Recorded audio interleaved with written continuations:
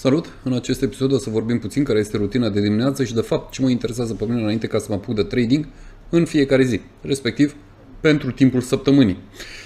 Mai întâi de toate mă uit la volumele din pre-market. Poți să faci acest lucru în principal pe Finviz. Marea problemă cu Finvizul pe care tot îl recomand la tuturor începătorilor este că pre-marketul se deschide undeva la ora 3. Ei, cum poți să ajungi să vezi de fapt pre-marketul total? Te duci pe TradingView. Iar pe TradingView îți faci un abonament destul de mic, nu știu, este undeva la 40 de euro pe lună, cred. Și acolo tu vei vedea de fapt pre-marketul cu totul și cum se acumulează volumele pe fiecare acțiune. În general, selectez acele acțiuni care au în prima jumătate a pre-marketului cel puțin un volum de 500.000. Este foarte important ce spun aici, dar care la finalul pre-marketului respectiv, când se deschide piața, au crescut cel puțin 20%. Da? Procentul acela 20%. Dacă nu au crescut 20%, atunci le elimin cu totul. Prefer acțiunile care au peste 1 milion. Da? La final, când se deschide piața, peste 1 milion de acțiuni traduite în pre-market. În același timp, mă uit care este market cap-ul și care este, hai să zic, float-ul.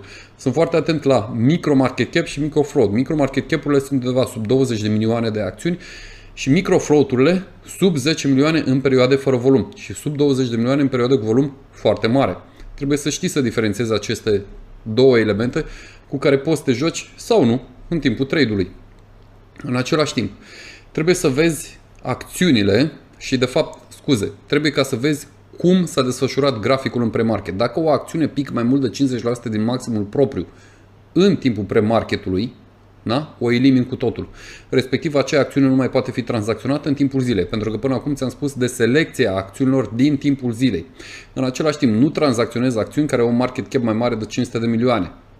Dar market cap-ul poate să fie cel actual, cel care este acum, sau true market cap, respectiv din punctul din care a plecat. Iar dacă avem parte de un runner, respectiv de o acțiune care a crescut timp de 3 zile, să spunem 500%, atunci trebuie ca să mă uit cumva la market cap-ul inițial, din punctul în care a plecat. Să spunem că o acțiune pleacă de la 3 la 15, iar market cap-ul s-a mărit, da, prețul de la 3 la 15, market cap-ul s-a mărit de 5 ori.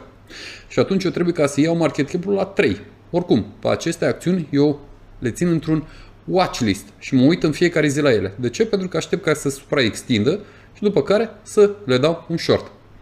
Pentru că sunt cele mai bune de tranzacționat. În același timp, card după mine ca niște tinichele, ca să le spun așa, toate acele acțiuni care se supraextind cu totul. Dar, deopotrivă, există anumite tipuri de pattern pe care le prezint în acel curs, care iau ceva mai mult de format, să spun. Sunt două dintre pattern care iau 5